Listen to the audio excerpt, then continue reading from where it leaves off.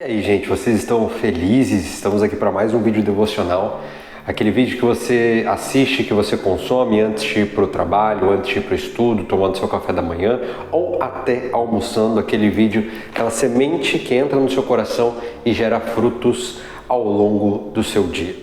Se você tem gostado, se você tem sido abençoado, eu quero encorajar você a compartilhar esse conteúdo com mais pessoas, para que mais pessoas ouçam essa mensagem. E hoje eu tenho uma palavra do Senhor para o seu coração, que está lá no Salmos 34. E é um Salmos que tem sido muito preponderante na minha... Na verdade, quase que sempre eu falo isso, né? Mas esse Salmo, especificamente nessa estação, nesses últimos dias que eu tenho vivido, tem sido um Salmo preponderante. Eu quero trazer aqui para você hoje o capítulo 34, o verso 19. O justo passa por muitas adversidades, mas o Senhor o livra de todas. Protege todos os seus ossos, nenhum deles será quebrado. Muitas das vezes a gente tem uma falsa ideia de que a partir do momento que nós aceitamos Jesus como nosso Salvador, é que a gente se converte, a nossa vida ela passa de uma vida cheia de problemas para uma vida sem problemas. E essa é uma ideia que está descolada do real evangelho.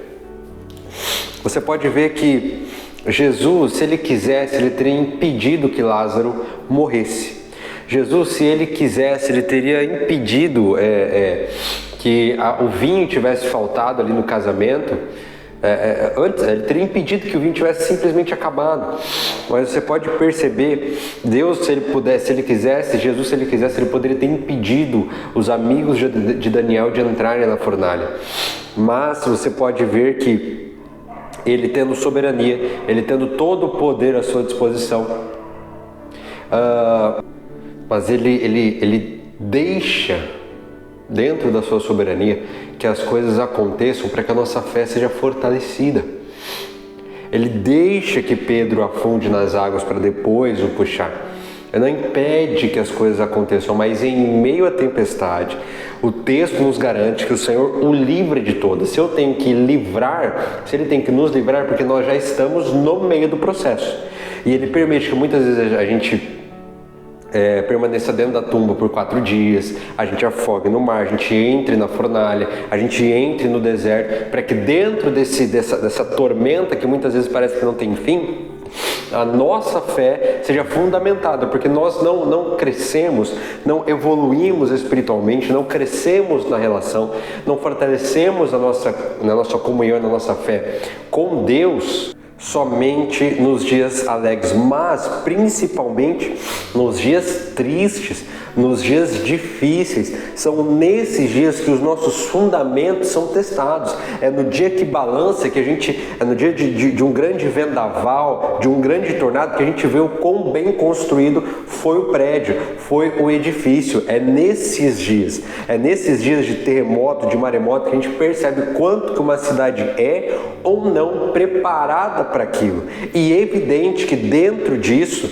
você tem todo o direito, nós sendo seres humanos, a gente se entristece, a gente se desanima, mas que a gente mantenha os nossos olhos, como o capítulo 34 traz em alguns versos anteriores, que a gente mantenha os nossos olhos fixos em Deus, que nós mantenhamos os nossos olhares fixos em Jesus, porque os que olham para Ele estão radiantes de alegria e os seus rostos jamais mostrarão decepção, certo? Portanto, meu amado, que fique claro aqui hoje para mim e para você, que muitas das vezes a gente vai esperar na tumba por 4 dias, a gente vai carregar uma doença durante 12 anos até que a gente se encontre com Jesus e Ele nos cure. Eu não estou dizendo aqui que vai ser o mesmo tempo para você e vai ser o mesmo tempo para mim. Talvez pode ser mais, talvez pode ser menos. Mas o fato é que Deus, dentro da sua soberania, Ele espera para que a gente amadureça, para que a gente cresça. Então, se você está passando por um processo agora, para aquilo que o crente chama de um deserto, né? Se você está passando agora por um grande deserto, um grande processo, uma grande fornalha, se você já está esperando dentro da tumba há muitos anos, já há algum tempo, Aproveite esse tempo para aprender, aproveite esse tempo para fortalecer a sua relação com o Senhor, de adorá-lo não por aquilo que Ele faz, mas por quem Ele é, porque independente do que aconteça, na minha e na sua vida, o Senhor é bom, o Senhor continua sendo bom, Ele já enviou o seu Filho, Ele já entregou aquilo que Ele tinha de melhor para nos salvar, Ele continua sendo bom, e dentro disso Ele ainda permite, Ele ainda se apresenta como um Pai para sanar as nossas necessidades e nos redimir. Então creia nisso e viva pautado nessa palavra. Um bom dia para você, a gente se vê no próximo vídeo.